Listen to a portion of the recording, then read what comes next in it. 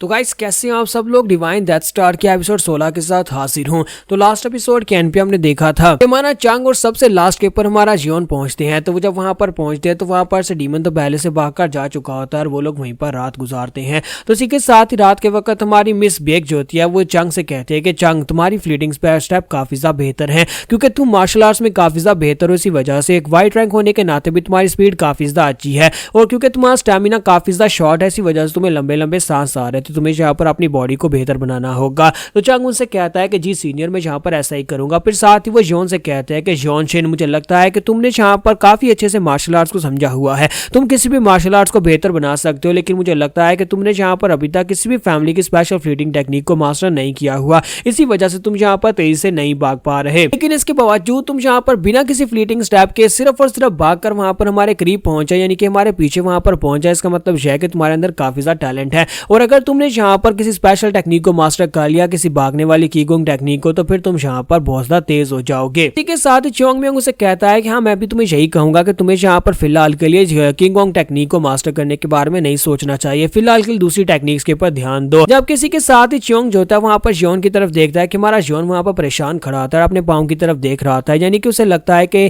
इस लड़के को यहाँ पर टेक्निक सीखनी है। तो चोंग म्योंग वहां पर इस बात को महसूस कर लेता है और उठकर खड़ा होता है और उसे कहता है कि जॉन शेन क्या तुम यहाँ पर मेरी फ्लीटिंग टेक्निक को सीखना चाहोगे? मैं तुम्हें अपनी फ्लीटिंग स्टेप टेक्निक सिखा सकता हूं। तो जॉन काफी हैरान होता है और कहता है क्या वाकई में तुम यहाँ पर अपनी फ्लीट स्टेप टेक्निक मुझे सिखाओगे? तो वो उसे कहता है हाँ क्यों नहीं, मैं तुम्हें क्यों नहीं सिखा सकता और वैसे मैं यहाँ पर तुम्हें एक ही बार दिखाने वाला हूँ। मैं यहाँ पर पहले भी बहुत सारे लोगों को यह टेक्निक सिखाने की कोशिश कर चुका हूँ लेकिन कोई भी यहाँ पर इस टेक्निक को मास्टर नहीं कर पाता। अगर तुमने यहाँ पर इस टेक्निक को मास्टर कर लिया तो तुम हम रेडियंट्स की तरह भाग पाओगे जिस तरह हम लोग रेडियंट्स भागते हैं क्योंकि ये टेक्निक फ्लीटिंग स्टेप टेक्निक जो है रेडियंट्स की टेक्निक है। और साथ ही उसे कहता है क्या तुम ये करना चाहते हो, क्या तुम ये देखना चाहते हो? तुम्हारा जॉन जो होता है वो सोच रहा था कि क्या वाकई में मैं इस टेक्निक को मास्टर कर सकता हूँ और क्या इस टेक्निक के साथ मैं भी रेडियंट्स की तरह तेजी से भाग पाऊंगा। तो अब यहाँ पर चोंग म्योंग से कहता है कि अब तुम काफी ज्यादा एक्साइटेड हो रहे हो लेकिन डीमन बेन विंग के ग्रुप के अंदर बहुत सारे ऐसे लोग आते हैं जो कि मुझे कहते हैं कि उन्हें मेरी टेक्निक सीखनी है और मैं उन्हें बताता भी हूँ लेकिन वो इसे मास्टर नहीं कर पाते। अब ये तुम्हारे ऊपर डिपेंड करता है कि क्या तुम यहाँ पर इसको सीख पाओगे या नहीं। यहाँ पर भी कोई है जिसने मुझसे रिक्वेस्ट की थी कि वो फ्लीटिंग स्टेप टेक्निक को सीखना चाहती है।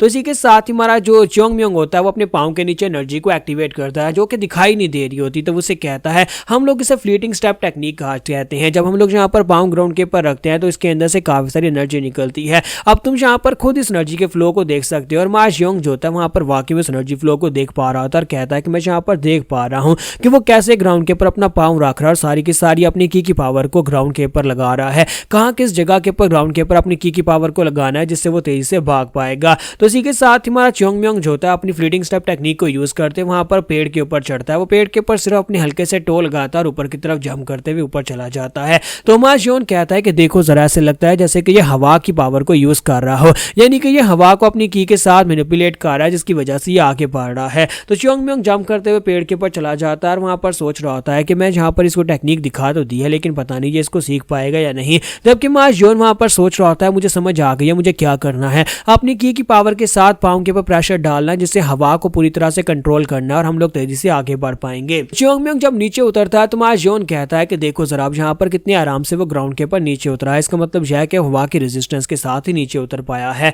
तो चोंग म्योंग उसे कहता है कि क्या तुम यहाँ पर इस टेक्निक को सीख पाओगे? अगर तुम चाहो तो मैं तुम्हें डेली क्लासेस दे सकता हूँ। जबकि हमारा जॉन जो होता है उसकी बात सुनने के बाद उसे कहता है कि हाँ मुझे लगता है कि मैं इसको सीख सकता हूँ लेकिन फिलहाल के लिए मुझे ये नहीं पता कि मैं हवा को कैसे कंट्रोल कर सकता हूँ। अगर मैंने हवा को अपनी की से कंट्रोल कर लिया तो फिर मैं यहाँ पर बड़ी आसानी के साथ फ्लीट स्टेप टेक्निक को सीख लूंगा। तो चोंग म्योंग हैरान हो जाता है और उसे कहता है कि ऐसा कैसे हो सकता है? तुम्हें कैसे पता चला कि मैं यहाँ पर इस टेक्निक के साथ क्या करता हूँ? इसका मतलब यह है कि तुम्हें टेक्निक के बेसिक्स के बारे में पता चल चुका है। तुम्हारा जॉन उसे कहता है कि क्या हो गया, तुमने खुद ही तो यहाँ पर यह टेक्निक मुझे इसीलिए तो दिखाई थी कि मैं यहाँ पर इस टेक्निक को देखने के बाद सीख लूँ। तो ये बात सुनने के बाद बाकी के तीनों तो हैरान हो जाते हैं क्योंकि कोई भी सिर्फ एक बार टेक्निक को देखकर मास्टर नहीं कर सकता। तो जॉन कहता है कि तुम्हारा बहुत बहुत शुक्रिया, तुमने यहाँ पर मुझे ये टेक्निक दिखाई। अब मुझे यहाँ पर काफी सारे आइडियाज है जिनको मैं अप्लाई करना चाहता हूँ। तो आज रात में इस टेक्निक की प्रैक्टिस करने वाला हूँ। अगर तुम लोग चाहो तो तुम लोग जाकर आराम कर सकते हो। और इसी के साथ ही चांग कहता है कि मैं तो थका हुआ हूँ, मैं जाकर अपने लिए अपने बिस्तर का बंदोबस्त करूँ ताकि सो सकूँ। और इसी के साथ ही हमारा जॉन जो होता है वहाँ पर पूरी रात ट्रेनिंग करता है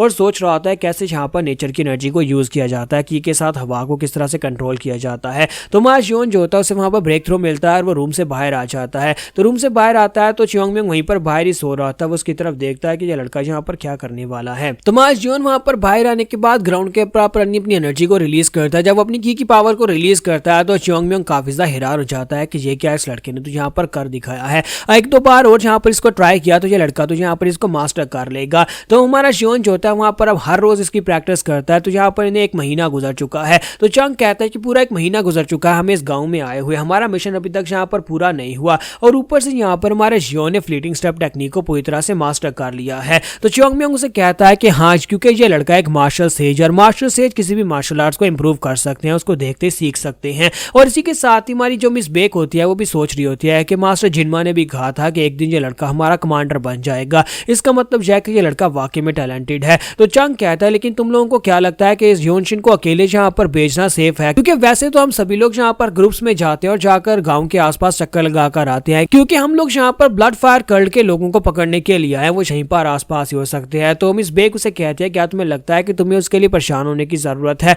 मुझे नहीं लगता कि यहाँ पर कोई भी उसका मुकाबला करने के लायक है और वैसे भी वो इतना समझदार तो है, जब उसे दुश्मन दिखाई देगा तो वापस आकर हम सभी को पहले बताएगा। हमने उसे सिर्फ और सिर्फ यहाँ पर एरिया को स्कैन करने के लिए भेजा है, ना कि दुश्मन के ऊपर अटैक करने के लिए। तो हमारा जियोन जो होता है अपने फ्लीटिंग स्टेप टेक्निक को यूज करते बड़ी तेजी के साथ भागता हुआ आगे की तरफ बढ़ रहा होता है, सोच रहा होता है कि मुझे महसूस हो रहा है मैं पहले से ज्यादा तेज हो चुका हूँ और आज मैं यहाँ पर पहले से ज्यादा लंबे एरिया में निकल रहा हूँ, यानी कि वो थोड़ा सा आगे निकल जाता है जहाँ पर वो रोजाना जाता था। तो इसी के साथ ही वहां पर एक माउंटेन के पास उसे एक छोटा सा हट दिखाई देता है। तो जियोन वहां पर देखता है कि वहां पर सामने एक बंदा बैठा होता है। तो वो डीमन वहां पर बैठा एक लड़के के लाइफ एसेंस को ऑब्जर्व कर रहा होता है। तो जियोन कहता है कि मुझे यहाँ पर इनकी हाइड आउट मिल गई है, अब जल्दी से वापस जाकर बाकी को इन्फॉर्म करता हूँ। तो जैसे जियोन वहां पर से जाने लगता है, इसी के साथ उसकी नजर वहां पर पड़ती है कि वो क्या कर रहा है। उसे वहां पर दिखाई देता है एक लड़का। तो उस लड़के को देखने के बाद हमारा जियोन बहुत ज्यादा गुस्सा हो जाता है। तो जियोन कहता है कि मैं इस कमीने को यहाँ पर इस तरह से कैसे छोड़कर जा सकता हूँ, हो सकता है कि मैं उस लड़के को बचा लूं। तो जैसे वहां पर वो ब्लड कल्टिस्ट जो होता है वहां पर उसका लाइफ एसेंस ऑब्जर्व करता है, तो उसी के साथ जियोन उसके सामने अपीयर हुआ आता है।